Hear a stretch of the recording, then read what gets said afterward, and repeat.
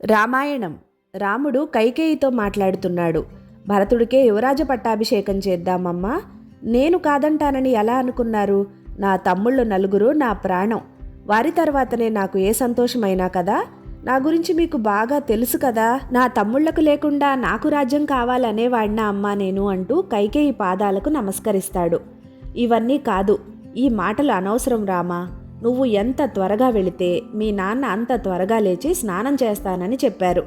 రాత్రంతా మీ నాన్న అలానే పడి ఉన్నారు అంటుంది కైకేయి. రామో ద్వినాభిభాషతే ప్రతిజ్ఞానేచ. రాముడి నాలుకకు రెండు మాటలు ఉండవమ్మా. నీకు వెళ్తానని చెప్పాను, వెళ్తున్నాను అంటూ ఎందుకన్నాడో ఏమో గాని అప్పటి వరకు కైకేయిని అమ్మా అమ్మ అని సంబోధించిన రాముడు, ఓ కైకేయీదేవి, నాకు ధనం మీద గాని రాజ్యం మీద గాని వ్యామోహం లేదు. ఇది నువ్వు తెలుసుకో. అరణ్యాల్లో వనాల్లో ఉండే మహర్షులు ఋషులతో నేను సమానం. నాకు అయోధ్య అయినా ఒకటే, అరణ్యమైనా ఒకటే అని చెప్పి అక్కడి నుంచి వెళ్ళిపోతాడు రాముడు. కోపంతో పళ్ళు నూరుకుంటూ రాముణ్ణే అనుసరిస్తాడు లక్ష్మణుడు. ఇదంతా వింటున్న దశరథుడి దుఃఖం వర్ణనాతీతం. మనం ఎవరినైనా ఎక్కువగా ఇష్టపడితే వారు లేకపోతే ప్రాణం పోతుందేమో అనిపిస్తుంది. కానీ దశరథుడు రాముడు దూరమైన మరుక్షణం తన ప్రాణాన్ని వదిలేస్తాడు. రాముడు తనతో లేడన్న ఊహను కూడా తీసుకోలేక ఆ దిగులుతోనే ప్రాణాన్ని వదిలేస్తాడు దశరథుడు. అంతలా ప్రేమించాడు రాముణ్ణి. ఇక్కడ దశరథుడు సత్యం, ధర్మం అనే రెండు విషయాల మధ్య ఇరుక్కొని ఉన్నాడు. మనిషి ఒక పరిపూర్ణమైన జీవితం గడపాలంటే సత్యం, ధర్మం ఇవి రెండు సమస్థాయిలో ఉండాలని చెప్తారు. ధర్మం లోకానికి సంబంధించింది, లౌకికమైనది. సత్యం అలౌకికం. ధర్మం ప్రకారం రఘువంశంలో పెద్దవాడైన రాముణ్ణి రాజును చేయాలి. ధర్మం ప్రకారం అయితే రాముడు జ్యేష్ఠుడు, శ్రేష్ఠుడు, ఇంకా తనకు చాలా ప్రియమైన వాడు కూడా. ధర్మం ప్రధానమా సత్యం ప్రధానమా అంటే సత్యమే ప్రధానమని చెప్తారు.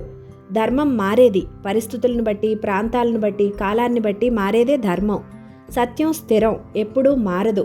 మనకు అర్థం కావాలంటే భారతదేశంలో జనాభా ఎక్కువ కాబట్టి పిల్లల్ని ఎక్కువ మందిని కనొద్దు, ఒకరు లేదా ఇద్దరు చాలు అని చెప్పేవాళ్ళు. దేశ శ్రేయస్సుకు అది ధర్మం కాబట్టి. ఎక్కువ కాలం అలానే ఉంటే భవిష్యత్తులో యువత తగ్గిపోతుంది, పనిచేసేవాళ్ళు తగ్గిపోతారు. అందుకోసమని ఇప్పుడు ఎక్కువ సంతానాన్ని కనండి అని చెప్తున్నారు. భవిష్యత్తులో దేశ శ్రేయస్సు కోసం ఇప్పుడు ఇది ధర్మం. జనాభా తక్కువ ఉన్న పాశ్చాత్య దేశాల్లో వెనకటి నుంచి ఎక్కువ సంతానాన్ని కనండి అని చెప్తారు. ఆ దేశ శ్రేయస్సుకు అది ధర్మం. అదే పట్టుపడుతుంది కైకేయి. ధర్మం సత్యంలో ధర్మం పట్టుకుని రాముణ్ణి రాజుని చేస్తానంటున్నావు, సత్యం ప్రధానం కదా, సత్యం ప్రకారం భరతుణ్ణి రాజుని చెయ్యి అని అడుగుతుంది.